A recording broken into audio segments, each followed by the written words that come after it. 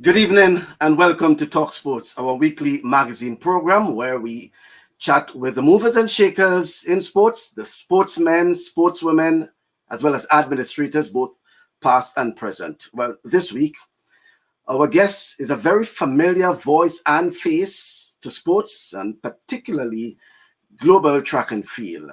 He's a Caribbean man to the bone, yes. I said Caribbean man despite being Trinbagonian, Trinidad Tobago, aka TNT. He has represented the Caribbean as an athlete, a broadcaster, and also as an ambassador. I'm speaking about Ato Boldon as we welcome him to the program this evening. First, I want to thank Ato for accepting the invitation, since I know about the hectic schedule at times with track and field gaining momentum and all the globe trotting. I welcome you, Ato. Good evening to you. Good evening to you, Michael. Good to be here. And I know it's a very important evening for you as well, because despite your involvement in track and field, it doesn't stop there. You also involved in other sports, including the NFL. And tonight is the NFL draft, and I know you also involved in that. But other than that, how things are going, Ato? As you said, very busy, but I think that being busy in an Olympic year is a good thing, because we remember back 12 months ago when we had all the time in the world on our hands and everybody was going crazy. So I don't think I'll ever look at being busy the same way, because I feel like being busy is a good thing given the events of the past year. Yeah, and as I said, track and field in particular is really gaining some momentum now. We know of, the past, and I assume athletes and coaches are looking forward, just like yourself as a broadcaster, Ato. What are you really anticipating for 2021 in terms of track and field? Well, I think as the pandemic sort of goes by the wayside, I mean, obviously we're not 100% out of the woods yet, but I look, for example, at the announcement today that the Gateshead Diamond League meeting on May 23rd is going to feature Dina Asher-Smith, Sha'Carri Richardson, Shelly-Ann Fraser-Price, and Elaine Thompson. Well, I think that's half of the Olympic 100-meter final in Tokyo right there. So we get a little peek into how people are looking, and I'm just excited to be back to competition, because as I said, last year at this time I didn't know if we'd ever get back. So it's comforting to see some semblance of of normalcy returning.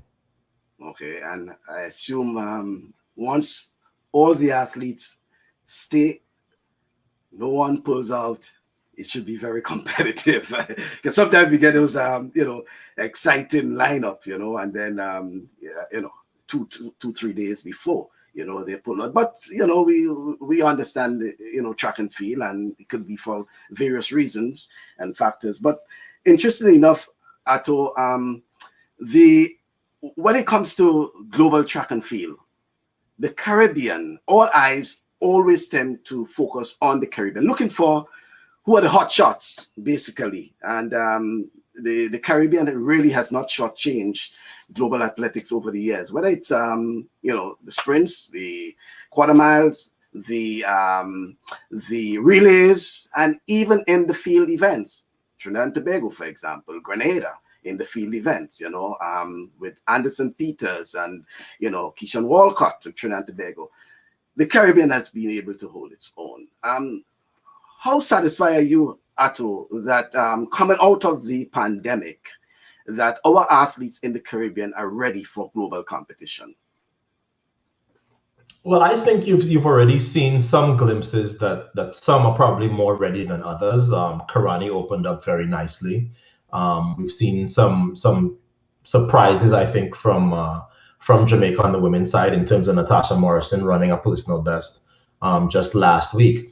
I think, though, that overall the Caribbean is not going to be as strong as it has been in previous Olympics. Why do I say that? Well, if you consider that now this would be the first Olympics without Bolt, that's a bunch of medals gone. I don't think the Jamaican men are anywhere near as strong as they were 5 years ago in Rio, including in the relays. So that to me is another hit. And then it's a question of, I think it's going to be the Olympics of other people from other places maybe being better than expected. And I give you an example in Akani Simbine from South Africa, who has started faster than he ever has. We know that sometimes the Africans have problems holding their fitness through till that point, but I think this may be his year. But look at somebody like a Jasmine Camacho Quinn. She has the fastest time in the world. She's the fastest 2 times in the world. She will compete for Puerto Rico. So yes, that's the Caribbean, but it's not the Caribbean that we're used to seeing contending for medals at the Olympic Games. Certainly not in the hurdle event. She would be the first female gold medalist in track and field from her country. So I think it's going to be an Olympics with more parity, and I think as a result, that may make for a more competitive and certainly more entertaining games, because it's one thing to say, well, there's one person or one group of persons or one country dominating. I don't think you're going to necessarily see that across the board. Certainly not in the events I cover with the sprint. Mm-hmm. And we'll be touching so many things because inside of that 1 hour, and we want to at least try to get a handle of. There's so many things that Ato has been involved in over the years, throughout his career, despite athletics, despite broadcasting. For those who don't know, Ato is also a licensed pilot. I don't know if he still flies, but a licensed pilot. He's also involved in NASCAR racing. Ato, how do you find the time to do all that I have mentioned and more? Because in my introduction, I also mentioned a mentor. You also keen on spotting talent. I mean, how do you find the time to do all that you are doing and still, for some, live a comfortable life? Being able to sleep, being able to be comfortable. Well, the truth is that there are only 24 hours in a day, despite my best effort. So I've actually had to give up a lot of things in order to be a coach. And I obviously, I coach Brianna Williams, who's the reigning world under-20 champion and turned pro. I just picked up Asia Williams, who I think is a great talent out of Canada, just turned 13. And I call her the Brianna Williams of Canada. But the truth is that I don't fly nearly as much as I would like to. I have a simulator set up in my office where I can do that. And I had to quit NASCAR because the schedule sort of conflicted with track and field. So I am always having to find what works and what does not work with my time schedule and my broadcasting and my coaching and some of the other things and projects that I'm involved in, and say, you know what, I have to prioritize what works and what does not work, what's important and what's maybe not as important to me. And then, make some tough decisions. I've had to give up a lot of things that I didn't think I would have to because, I've committed to coaching one of the planet's best teenagers. Mm-hmm. And one thing I've noticed, Ato, is that you always tend to coach the athletes at a very young age. Is there any particular reason? Some coaches will prefer to have an athlete at a more advanced stage. But it seems as if you go for the athletes at a very young age. Is that because you want to ensure that you teach them the basic at a very early and formative year? Well, that actually was sort of a byproduct of who I coached first. I never wanted to coach. I never thought I would. I just happened to live in the same city when I moved to Florida as Khalifa St. Fort, who is Trinidad's national under 20 and under 18 record holder in the 100 meters. And Brianna Williams, who of course has all the Jamaican records under 18 and under 20 for both 100 and 200. It's not that I decided, I'm just going to coach young athletes or young females. It's that was what was in my city. And both of their parents came to me and said, we would like you to at least guide our children's careers. Well, I don't do anything halfway. So I essentially said, well, if you will hand over the reins to me, I will do it. And, the results have been what they are. But the truth is that I look at coaches who To me, that's easier.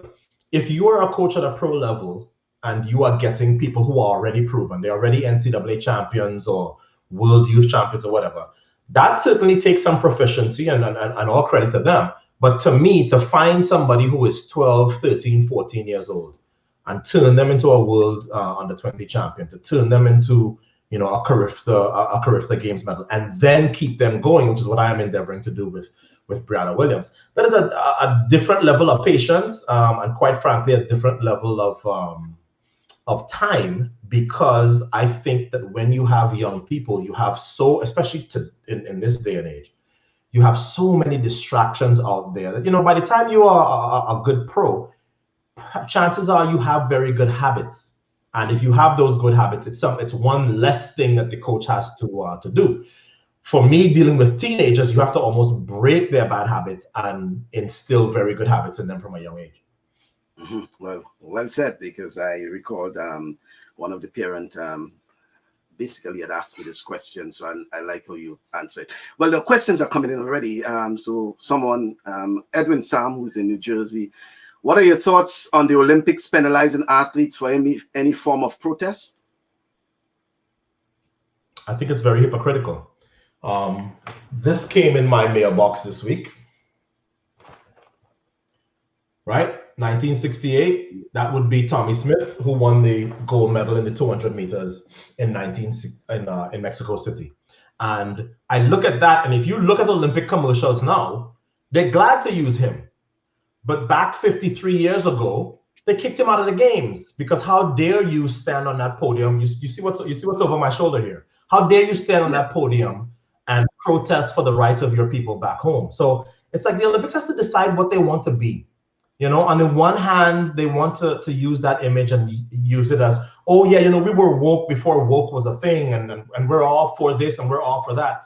Well, you can't look at what has happened in the world, and not just the George Floyd, just the entire world taking to the streets to protest injustice and racial inequality in the past year, and then said, okay, now in the first Olympics after that, we don't want any of you to say anything or demonstrate in any way, shape, or form. Good luck with that, because I'm telling you right now that not only will more than one athlete do it, but if the IOC comes out against said protester or protesters, they are going to be on the wrong side of history, and they are not going to look particularly attractive.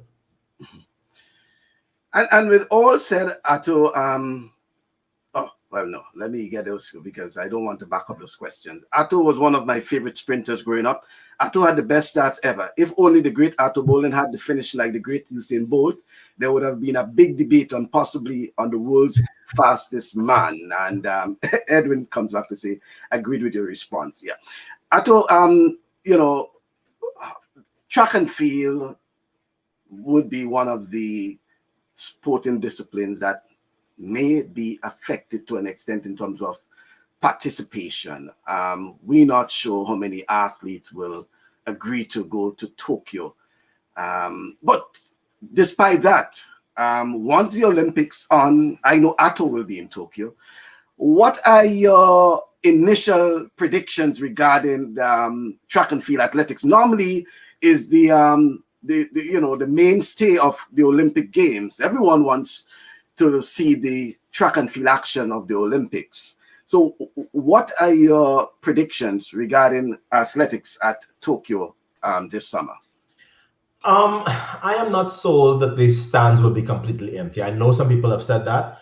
I think at worst, the stands will be half full with Japanese fans. I think at best, they may say, if you can prove that you are vaccinated, you can come from whichever country and you can go to track and field. I think at the end of the day, this is a very expensive product. I know this because we pay more at NBC than anybody else pays around the world to broadcast these games. You're talking about billions of dollars spent already, and more because of the postponement.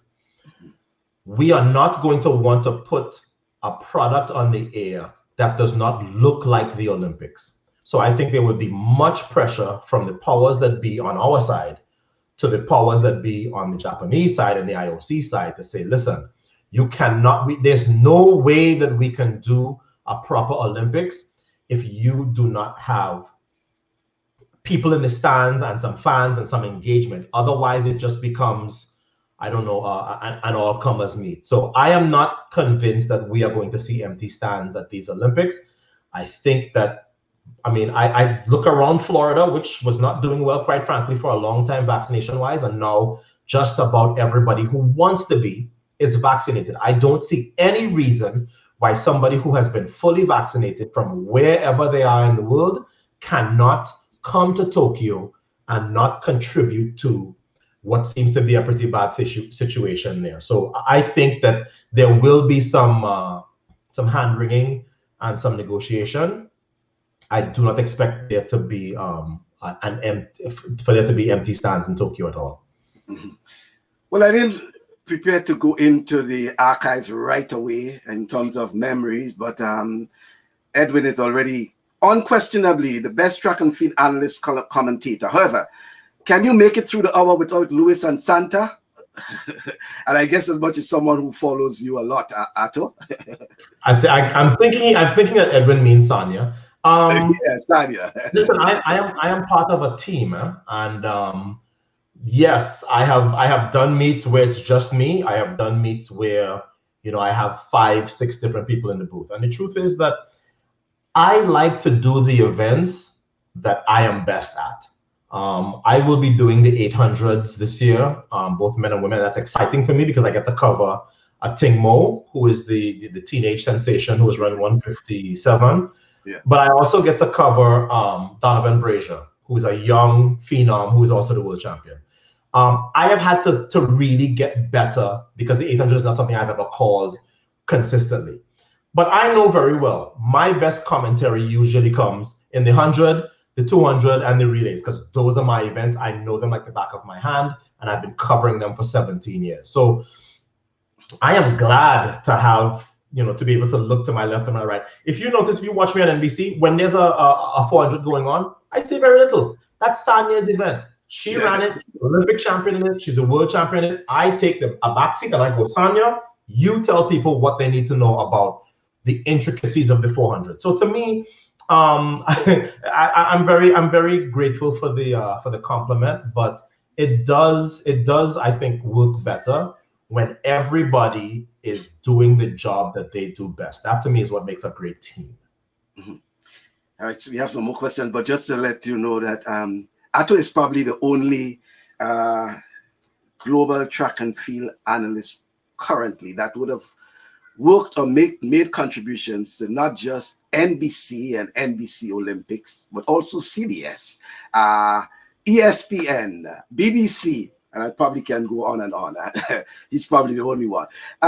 Questions to Ato. Kellen and Twine is saying, what was your biggest challenge in your sprinting career? If you had to do it all over again, what would you have done differently? How do you rate the level of competitiveness and rivalry today compared to your sprinting days? If I had to do it all over again, I don't know that I would change much. The one thing I would do differently is in 2000, I would not have chased both medals. With no Michael Johnson and no Maurice Green in the 200, I should have been smarter. I should not have gone after the double. I should have skipped the 100 and gone after just the 200. And I think I'd have had a much better shot at a gold medal. I was coming off of an injury in '99, which saw me miss the World Championships. My leg did not feel good after the relative cold in Australia in those 100 rounds. Remember back then we used to have to run 4 heats, quarter, semi, and final. And I remember how powerless I felt going into that race. Like, wow, after 8 rounds, you don't feel the same as you do when you just have one event to do. So that's something that I look back and I go, yeah, that was not my smartest decision. But when you're young and you're training, you don't train to go and get half your, to go and do half the events that you're good at. And I was always a doubler. I have multiple medals from the Olympics in both events. So I just felt like, no, I'm going to go and give it a shot. So that's something I would have changed. In terms of competitiveness and rivalry, my era compared to now, it's like night and day. If you think back 20 years ago, to 2001, and even before that, on any given broadcast, you would see Dennis Mitchell, Donovan Bailey, Maurice Green, Frankie Fredericks, myself, Bruni Surin. I mean, we lined up just about every day, and there was almost always a different winner. And that was, to me, a lot better than it is now, where, because of how the contracts are written and people are ducking and dodging each other because they don't want the early season loss, and they don't want, they have to make sure that they secure their ranking and all this stuff. It's like, I kind of lament the days of my era where we didn't care about no ranking and all that stuff. I mean, well, we did, but it wasn't foremost in our minds, because back then, more of the money came from competing. We'd make $30,000, $40,000, $50,000 a race. So we weren't really concerned about what our contract bonus was. It's different now. Now they get a ton of money, the stars, the really good ones get a ton of money up front, some of them 7 figures. So as a result, you don't have to run as much. So you can be a lot more choosy and picky in how you compete. And to me, the sport has suffered for it. I mean, I'm a broadcaster, and I sit in these stadia sometimes and I go, how is it that this place, which used to be standing room only and a raucous crowd, is now like, it's halfway sold. Half the seats are empty. And I go, there is something wrong, and we have to get back to the days of line up and put more of the stars in these meets. Every meet can't have 2, 3, 4 stars. It has to be like it used to be before. Mm-hmm. And one event I want you to speak about, and I mean, while myself and some of my audience may have a bias towards it, you have to be frank about it. The 400 meters, the men 400 meters, Ato. Over the years, and we heard Harvey Glanz speaking about it on this program just about a week or two ago, has become very, very competitive. It's almost a sprint now, and the go-to event. And Kirani James has company. Kirani has had his domination for a while, but there is company, not just Randy Kirk, Fred Curley, Gardner, and a number of other upcoming stars. And normally at this time of the year, we see those coming out from the colleges as well.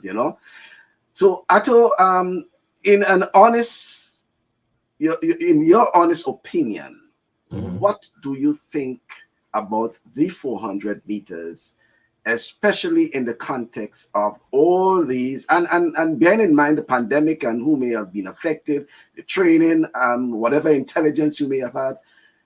What you make of the men's 400 meters at the Olympics and probably the Diamond League? Well, it's the only event that gave us it's the only sprint event that gave us a world record in 2016 at the Rio Games. I wouldn't say now that it's out of the question we get another world record, but I study numbers and I know this. In 2016 at the Rio Olympic Games, Machel Cedeno from Trinidad and Tobago ran just over 44 seconds and came home with no medal. That's the first time that anybody had ever gone to the Olympics in history, run 44.0 anything, and come home with nothing. I think that the way these young guys are looking, we might for the first time in Tokyo see somebody run 43 and go home with nothing, because Wade Van Niekerk obviously has a lot to prove.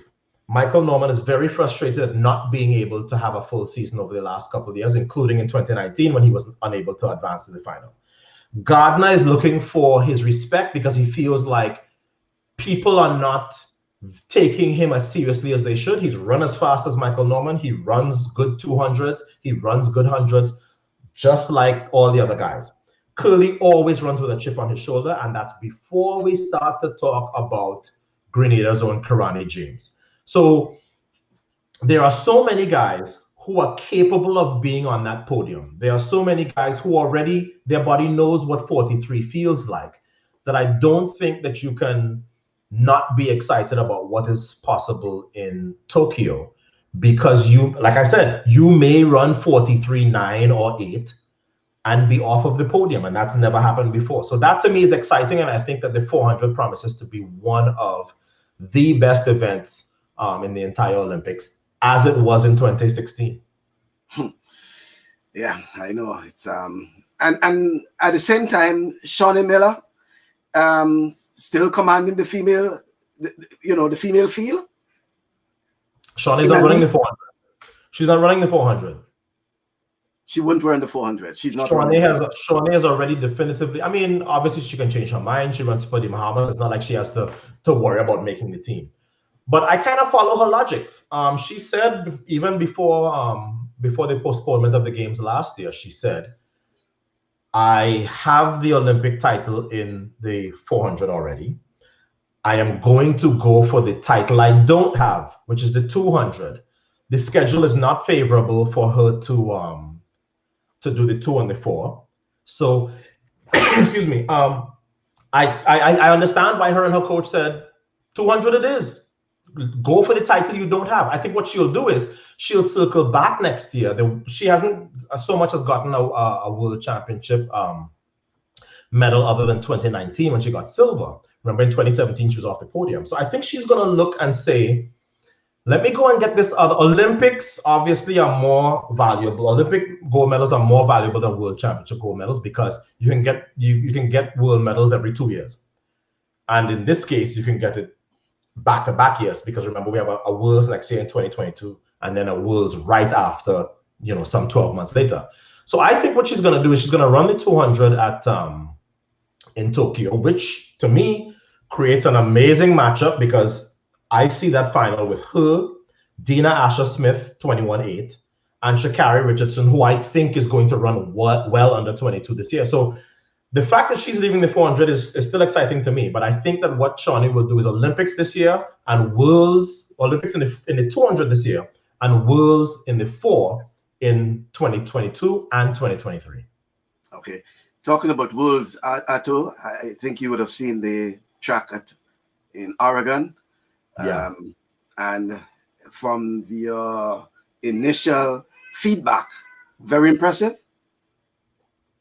Impressive would be an understatement. I've kind of been there and seen that and done that. I have seen, I think, all the greatest stadiums in the world, whether it is for football or for basketball or American football, and certainly for track and field. There is nothing on the planet like that stadium in Oregon. And it's not just what you can see on the television.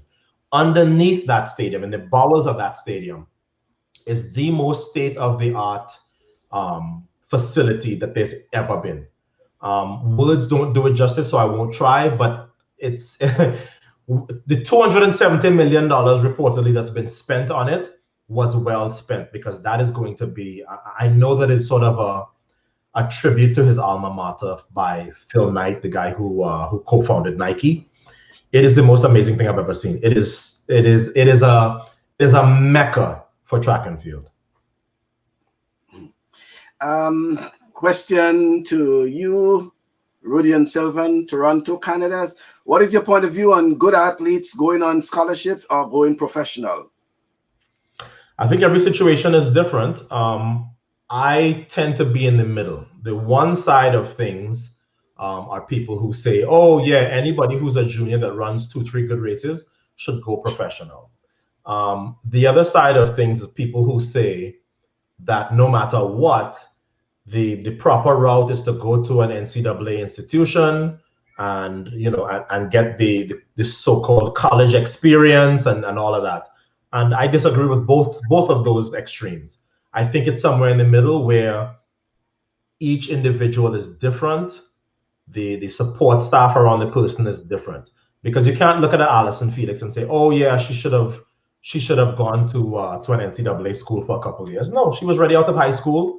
And I think Allyson Felix has done quite well. Also consider how many athletes who are not American never compete for a university and they do just fine. I'm thinking now of like a Dina Asher-Smith, a Johan Blake, a Usain Bolt. Everybody's situation is different. So I read a lot of this stuff online and I go, oh, please.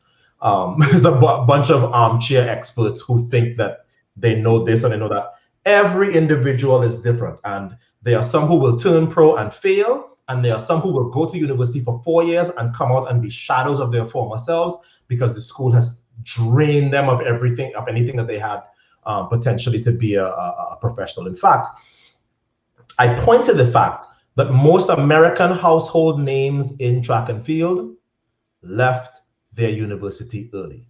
Justin Gatlin, Christian Coleman, Donovan Brazier, Sanya Richards-Ross. The list goes on and on and on. So and it usually is dependent on age, right? If you have somebody older, they go, no. You have to go to school. You can go to school and not compete for them. That's what Allyson Felix did. That's what many athletes are doing, Brianna Williams included. She is in school. She's just not competing at an NCAA level. There are a lot of people who think they have all the answers, and the truth is that track and field is an evolving thing. And when I graduated high school in 1991, there was not an option to go pro out of high school. It did not exist. People just weren't doing it. It's different now. These athletes are getting well into 6 figures a year.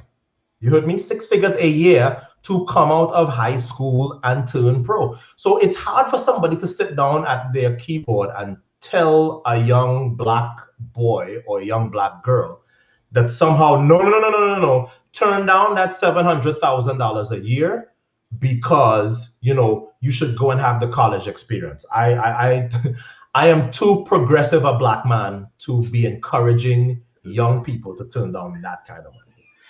Well, and just to add that, Kirani James turned pro. He spent just about, a year or so in Alabama. And Anderson Peters, another very good example of you get in, you get out. The first time somebody gives you an offer, you like, get out.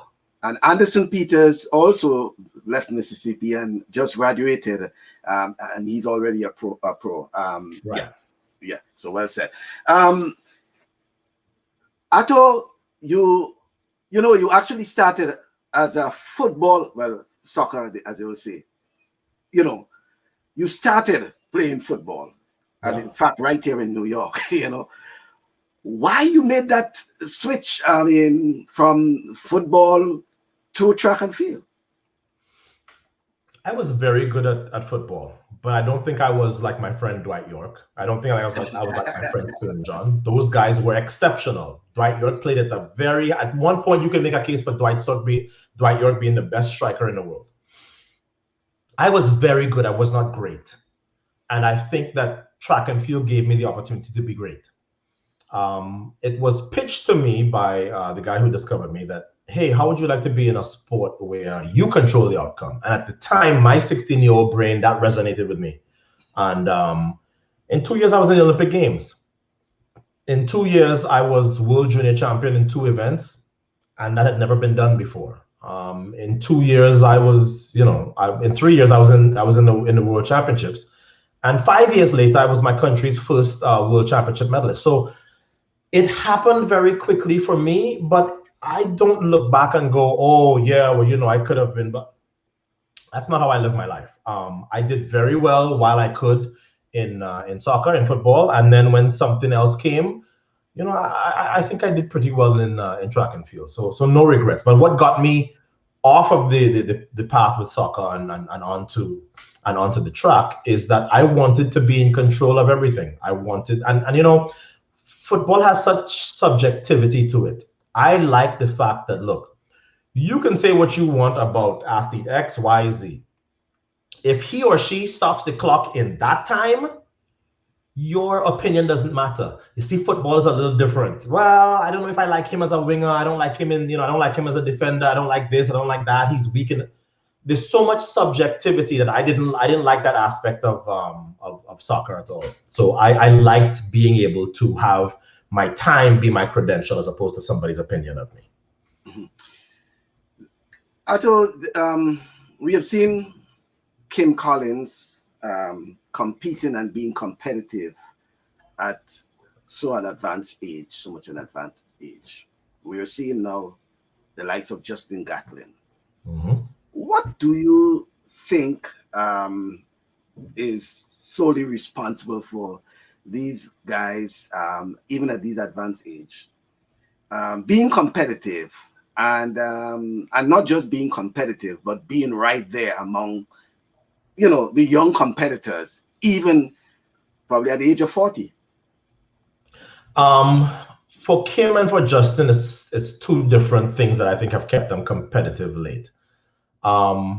Kim Collins went through a lot of his career. The end of his career, I think you could say, was better than the middle and the beginning. He really had his best performances. I mean, obviously he was world champion in 03.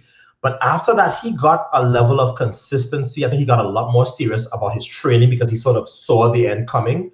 So Kim, I think, I mean, what he did was nothing short of amazing, because to be running those times at that age, I think was just phenomenal. We'd never seen it before. You have to remember what kind of body type Kim has. He doesn't have a lot of muscle on him, doesn't have a lot of bulk. Kim was able to just keep his turnover, and if the winning time was going to be 9-9, he was in the race. If the winning time was 9-7, he'd be in the back. And he rode that until he couldn't anymore. With Justin, it's a little different, because remember, after his suspension back, I believe, in 2006, he was out of the sport until probably 2010. So you take those 4 years out of his career, all of a sudden that 39 that he is now actually becomes 35. And 35 to be still competitive, I don't think is as much of a big deal. I believe with sprinting, it's like a car. It's not the age, it's the mileage. And Justin, I think, has reduced mileage because he sat out for that period. Having said that, you have to give Justin his credit for what he continues to do well. He still starts well. He rarely makes mistakes in races, and he's still one of the best finishers. And that's why he was world champion in 2017, ahead of the best starter in the world in Christian Coleman, and ahead of the greatest ever in Usain Bolt. So I think that Justin deserves all the credit. I mean, the 4 years that he wasn't in the sport, notwithstanding, I think you have to give Justin credit for still being competitive at this age. He'll be 40 in February. Remember, too, that Gatlin has motivation, and his motivation is, look, I was Olympic champion back in 2004. That's 17 years ago. I was world champion back in 2005. That's 16 years ago. My kids have never seen me win. And that's important to me. That's why I think he was able to pull out the win in 2017, and why he, with Christian Coleman now, we know, not being in the Olympic Games, he sees it as, wow, if I play my cards right, I could win the Olympics, with 17 years in between. That would be unreal. Mm-hmm. All right. Let me get some questions are coming in there now. Comments and then question. Lincoln Deputy, that's another. Canada saying, Ato gave up the beautiful game. You are forgiven only because of your success in track. You did Trinidad and the Caribbean proud. You have a good foundation to be Prime Minister of Trinidad and Tobago. Hey, Toro, you forget Ato was a senator. Eh? And Kellon is saying, what was the secret to your flawless and brilliant start you always had out of the blocks? Was it pure brilliance or just keeping your composure at all times? Ato, let's talk about the stats. I think to be a good starter, you have to be a good jumper. For me, I am 5'9", and for all of I dunked first in high school as a senior when I was probably just 5'7" or 5'8". I've always been a good jumper, and to me, I don't think people who are good jumpers get enough credit for those first couple of steps out of the blocks. You have to be explosive, right? So for me, I think it was a combination of being very obsessed about it, because I was never a good starter before I got to John Smith. I was okay. But remember, too, when I show up to UCLA in 1995, John Drummond is in my start practice, and so is Dennis Mitchell. I am 20, 21 years old. That to have those two next to you on a daily basis in sort of your formative pro years, that made me very. I mean, I got tired of getting my behind kicked at practice, so I worked on it and worked on it and worked on it. And I think because I have just naturally an explosive physique back then, I think that's what helped me. I don't even consider myself in the top starters of all time. My best starters ever list are people like, Christian Coleman, no question. Asafa Powell, no question. Colin Jackson, no question. I think Maurice and I were probably about even though He obviously had a better 60 time, but to me, I lived through some really amazing starters. I was very good. I don't know if I was a great starter. And you said Maurice Green, but Ato, and I, in my introduction, I said even before the Usain Bolt, there was the Ato Boldon. What it was like in terms of competition in those days, yourself and the Maurice Green and others. Yes, it was competitive, but what it was like as competitors, Ato, was there a lot of trash talking? What it was. Think of when brothers get together to play anything, whether it is all fours or Uno or whatever, small goal. It of course it was a lot of trash talking, but it was very good natured, right? I mean, so it didn't get to the point of crossing the line. There was when you have your brothers to your left and your right every day in practice, it becomes it really is about, can I one up so and so, right? So if Maurice won, he would let us hear it, because we'd be doing these 20 and 30 meter starts, just rattling them off. And the way the human body is, well, everybody's the same person's not going to win every time. So sometimes it would be John Drummond, sometimes it would be me, sometimes it would be Maurice. But when you won, the game was on to make sure that you preened and celebrated and disparaged the other person, such that you kind of got in their head. If you look at my group from 1997 until 2001, yes, Maurice was the dominant sprinter throughout that time, but I mean, we had my group took all three spots in the United States Olympic 100-meter team. Literally 3 people, same camp, all representing the United States. We see that now with like MVP and so on in Jamaica, but that is kind of that was so unprecedented back then. Even the great Santa Monica would only put 1 or 2 people on each of those teams. So it was very competitive. I would not have had the career I did if I did not have that level of competition every single year. And in fact, I look at some of my fellow Trinbagonians and I go, how is it that so many of them have 1 good year or 2 good years and they can never string a career together? And I realized, the reason I was able to do it is not because I was necessarily better than them, but because I kept myself in an environment where you had to go out there and scrap and fight every single day. And if you didn't, you'd be in the back. Literally being the best in my club meant you were the best in the world. Paul Betham is saying, thanks for this athletics clinic with the great Ato Boldon. Ato, if it wasn't for that accident back then in 2002, that crash, what were you hoping? How were you hoping to end your track and field career? That's a very good question. I knew that I was not going to stick around longer than my sell-by date. Not that I necessarily knew exactly what I was going to do after my career was over, but at the same time, I saw athletes who stayed too long. And not just in track and field. I hate athletes sticking around too long in every sport. So I knew that maybe by 2004 I would have called it a career, because by 2004 I ended up calling it a career anyway. I just got fed up of being injured, and I never really, my body never recovered from that drunk driving incident in Trinidad. So I think that even without the crash in 2002, I think by 2004, if I don't medal I didn't medal in 2003 because of the crash. If I don't medal in 2004, I would have said, okay, what else is there? Because when I retired in 2004 after the Athens Olympic Games, I was 30 years old. Every single person I knew said, don't worry, 30, you'll come back. And I knew very well I was never going to come back. That's not my personality. The first thing I did is I went and got my pilot's license, because I needed to have something in which to pour my passion. And my passion for track and field and my passion for aviation are actually about equal. So I went and got my pilot's license and started flying all up and down and enjoyed that.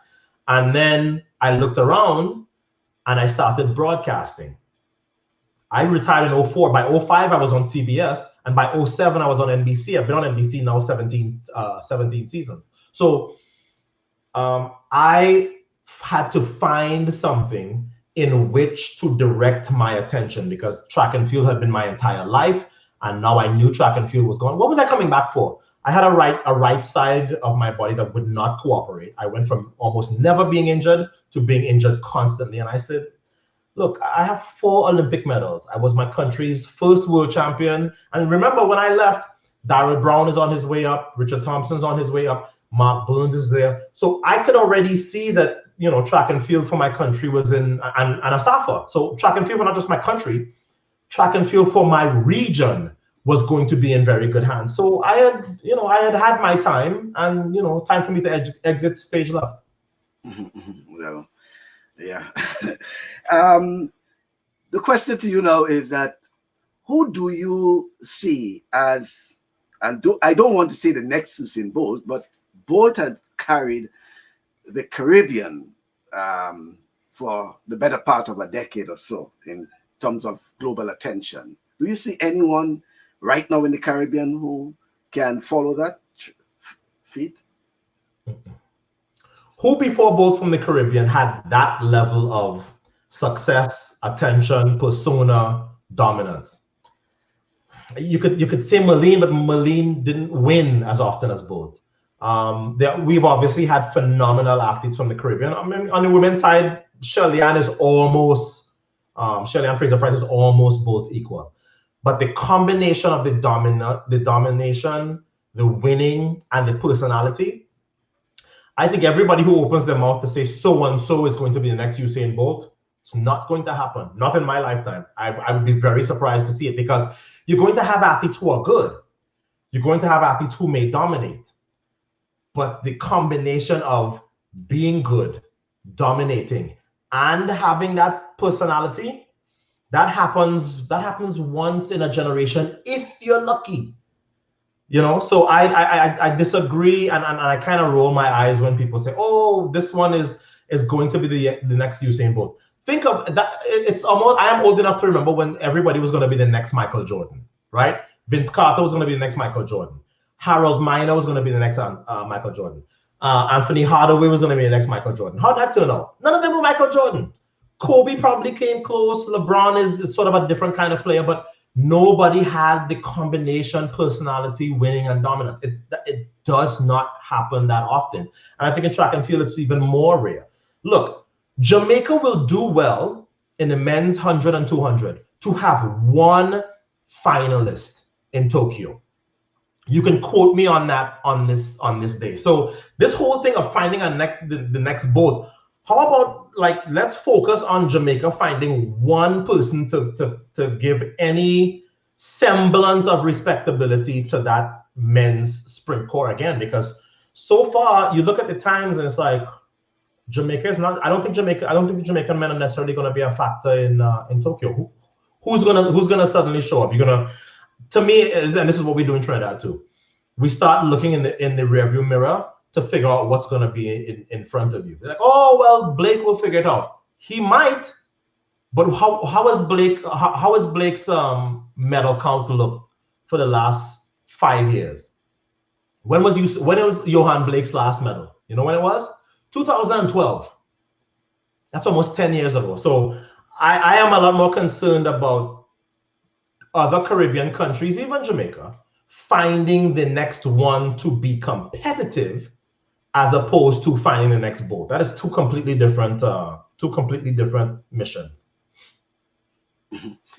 Are you confident that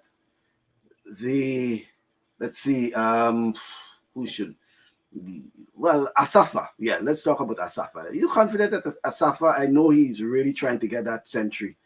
And by the way, Ato, I'm assuming that it's still correct that you are third in the standing, okay? It's Oh, no. I was third when I retired. I was third behind Maurice Green. Yeah, Maurice and somebody else in sub tens. I can't remember who. In sub tens. Okay. No, but I'm probably like 8th or 9th now. No. I ninth. mean, I did retire, 16 years. Yeah, but in terms of those sub tens, you're shaking your head about Asafa Powell. You don't think you'll be able to reach that 100? No. And why? And why? And this is what men lie, women lie, numbers do not lie. Tell me when Asafa's last sub 10 was, tell me what it was, and then tell me how he has done since then. Listen, I see Asafa training, he looks great. Take it from somebody like me who had a career. One day you wake up and it's over. You can either accept that it's over, or you can continue to fool yourself and other people that you are on your way to getting back to your best. It very rarely happens in sport. This thing of running a sub 10, I remember, okay, so my era was before Asafa. I remember Maurice Green and I laughing to each other and saying, everybody making a big deal about the sub 10. We fall out of bed and run sub 10. I remember those days. We know what 10.05 felt like, what 10 flat. Now I'm going to run a sub 10 in the round just because I can. When it is over, it's over. The body has given you everything it can, and that's it. So you can pray for a 2.0 wind or a downhill track or lightning to strike. If you are asking me if I am betting my money that Asafa Powell is going to run another sub 10, no. And he has not really been close. Asafa's body has given him so much over the years. All those sub 10s, all of those races, all those phenomenal performances. But that's it. And that's the thing I was talking about earlier. With athletes, you either accept that this is it and you move on. It's your life. You can certainly continue if you would like to be a journeyman and you want to be a lane filler. It's your life. Nobody's going to fault you if somebody is putting you in their meat. So be it. But I'm not betting my money on Asafa Powell running another. And it's a shame because he's so close. But that's the way sports is. When it's over, it's over. Mm-hmm. Agree. Bolt is to track what Muhammad Ali is to boxing, and Pele to football. And Paul is saying it's true. The Caribbean cupboard in sprinting is beer. Do you agree? On the men's side, you look and you go, well, Trinidad and Tobago, forget it. I don't know. Certainly in the 100 meters, there is nobody from the Southern Caribbean that is going to factor in Tokyo. This is what I do for a living. I don't see it happening. I have already said I don't think that Jamaica is going to put anybody into the Olympic final. I'll be happy to be proven wrong, but you tell me who that person is going to be given what the landscape looks like right now. I wouldn't say the cupboard is bare because you have the last 3 Olympic champions and Shelly-Ann Fraser-Price, who I think in 2019 had maybe her best ever season. So, Elaine Thompson, I mean, it's a shame that she's dealing with this Achilles tendon injury, which she doesn't seem to be able to get under control.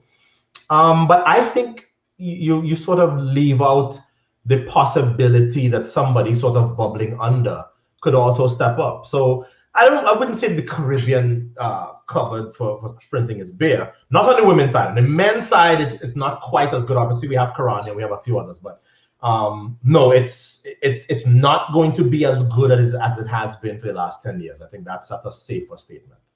Okay. Well, let's say good evening to the great Victor Lopez. Victor! Yes, former president of NACAC and also coach at Rice. He's asked Ato about athletes expressing themselves about inequality, racism, and human rights in Tokyo. As I said earlier, I think it's going to happen. And I think the IOC, but now obviously you don't want every single podium ceremony to turn into, athletes sort of getting carried away. But I think the IOC has to be extremely careful in not being heavy-handed. I don't think it's going to be every podium.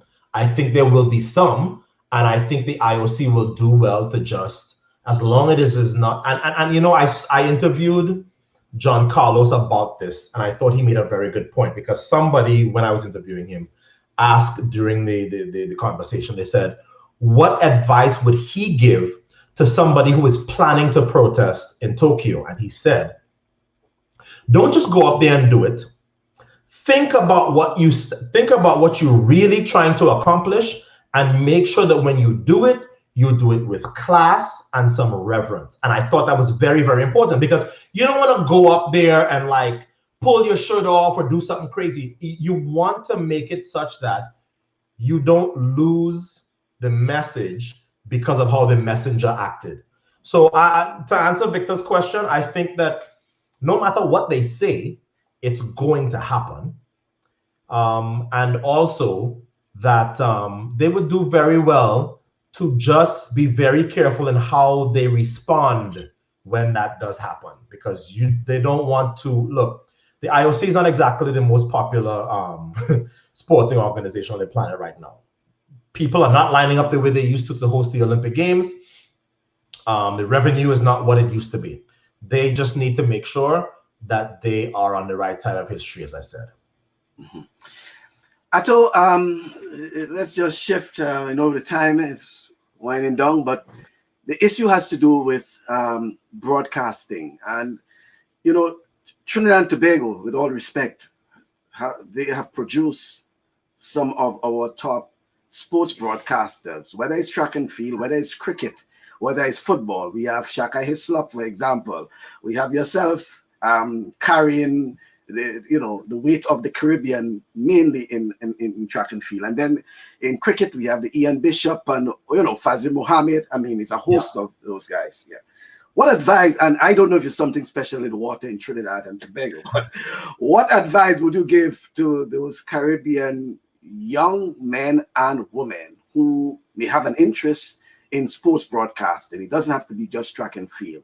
And even to those who are involved in sports themselves, like yourself, who, was involved in football to an extent, and then track and field. What advice would you give them in terms of having a career probably in broadcasting? Fazir Mohammed and Shaka Hislop are friends of mine. Shaka I've known since high school days. He went to my rival high school. I think you would be honest if you said that the two of them have a great command of the English language.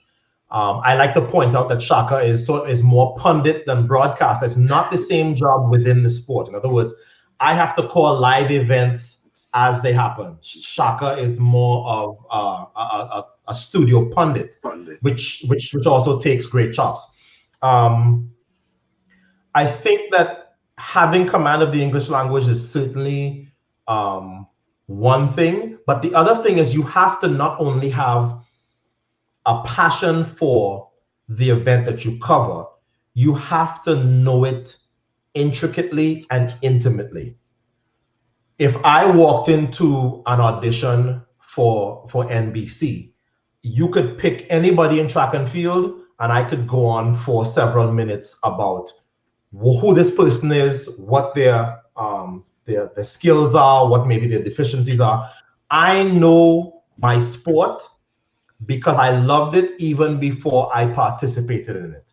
And I think I see a lot. I mean, obviously, I have a lot of people in my direct messages saying, "Hey, get me a job here, get me a job there." And just on the off chance, I'll ask them a question. So tell me what you can about so and so. They can't answer me. I'm like, you're not gonna get past the first audition. You're not gonna get past the first look, because you have to have the ability.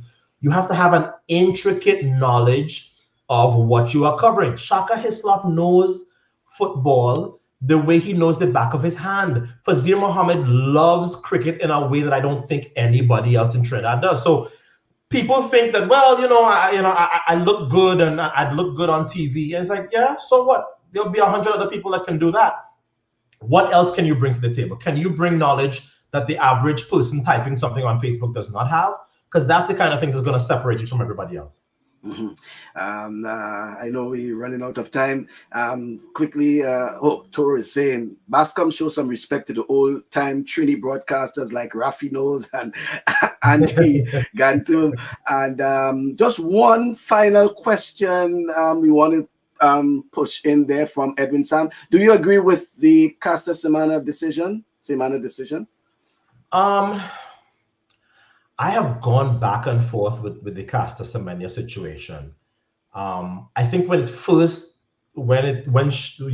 she first showed up, I thought, no, we can't do this. And then I was my humanity came into question, and I sort of reminded myself, this is not something that she can control. And I think that swayed me. But I heard Sebastian Coe talk recently, and I think maybe I was swayed back a little bit in the other direction, where he said, there are two things in this sport that we have to draw very discrete lines in the sand about. The first is age. You can't have somebody who is 30 competing against somebody who is 16 or 17. It's just not a fair fight.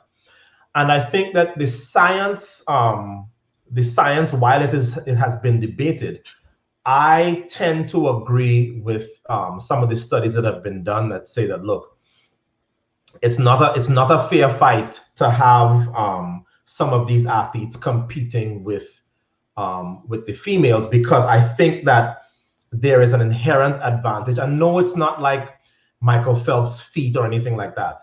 And when people challenge that, I say, it's easy to say that if you don't have skin in the game.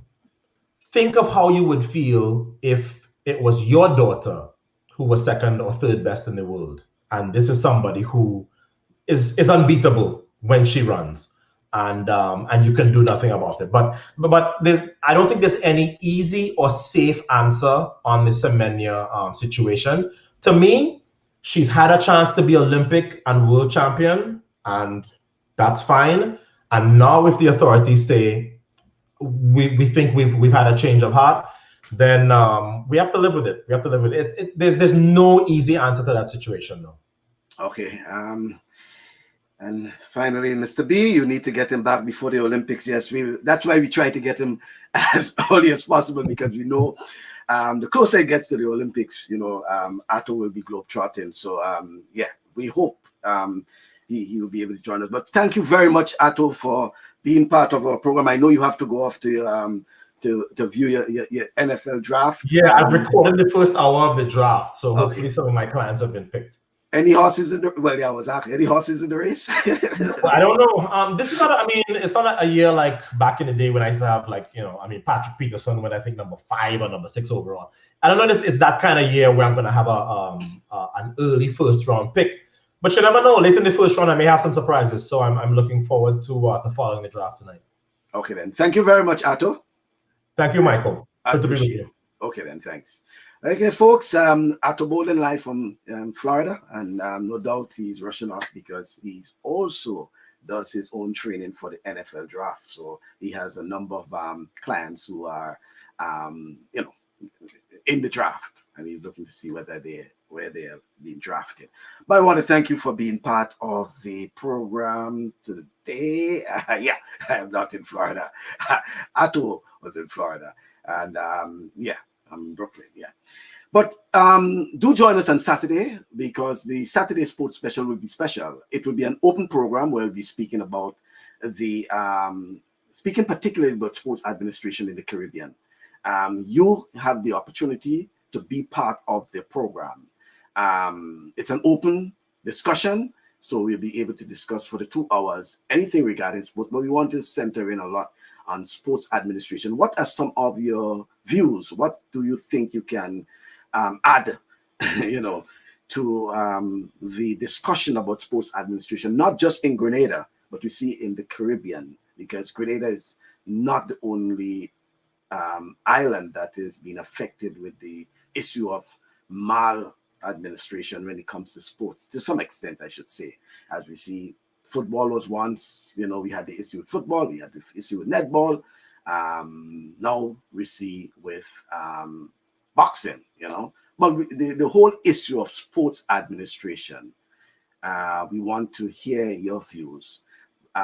We want to hear your views about what you think can be done regarding some of the things that Ato mentioned, regarding whether you agree that the sportsmen and sportswomen, when they get the offer to become professionals, they should you know, or some will say they should stay in school, etc., etc. You know, a good argument, you know.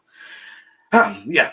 And just to let you know once again that the show is being shown on local cable. That's cable WPG 10. It's also on YouTube. It's also on LinkedIn. It's also on Twitter, you know, as well as Facebook, and not just one Facebook page. It's on my personal Facebook page. It's on Grenada Sports. It's on Grenada Sports Men and Women, and I think one or two others also show it. Thank you very much for being part of our program, and don't forget to join us on Saturday from 1 o'clock in the afternoon for the Saturday Sports Special.